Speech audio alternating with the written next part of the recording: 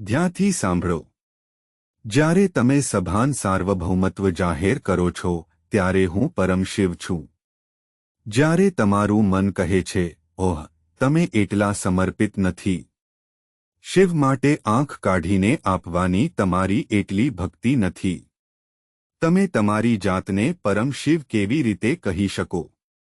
તમારી પાસે તે પ્રકારનો પ્રેમ નથી. કોઈ બહાનું ન બનાવો. કોઈ પણ દર્શન ઊભું ન કરો. જવાબ આપવાનો પ્રયાસ ન કરો. દલીલમાં ન પડવું. તમારી પત્ની સાથે ખાસ કરીને જ્યારે તેણી પાસે મહિનામાં 3 દિવસ હોય. તમારું મન બરાબર. તમારી પત્ની, ગર્લફ્રેન્ડ પણ નહીં. 3 દિવસના મૂડમાં હોવું. એટલું જ નહીં, કોઈકે તેને કોઈ દવા આપી છે અને તેણે તે દવા પીધી છે અને તે ઓફ મૂડમાં છે.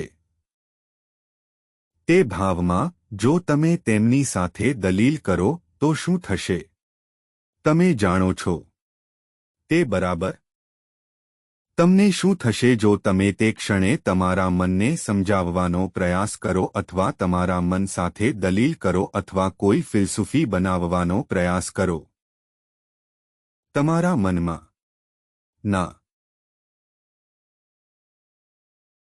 જો તમારી ગર્લફ્રેન્ડનો મૂડ બદલાતો રહેતો હોય તો તમે બરાબર સમજી શકો છો કે હું શું કહી રહ્યો છું. તમે ગમે તે જવાબ આપશો, તે સમસ્યા જ બનશે. તમે ગડબડમાં રહેવાના છો. એ જ રીતે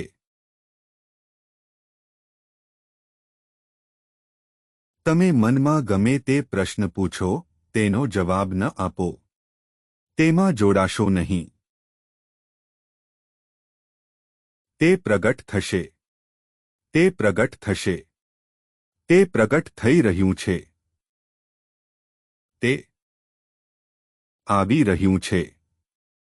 તે પ્રગટ થઈ રહ્યું છે. નંદીના પ્રશ્નો સિવાય બીજા કોઈ જવાબથી તમારા મનને મનાવવાનો પ્રયાસ ન કરો. નંદીની શ્રદ્ધા.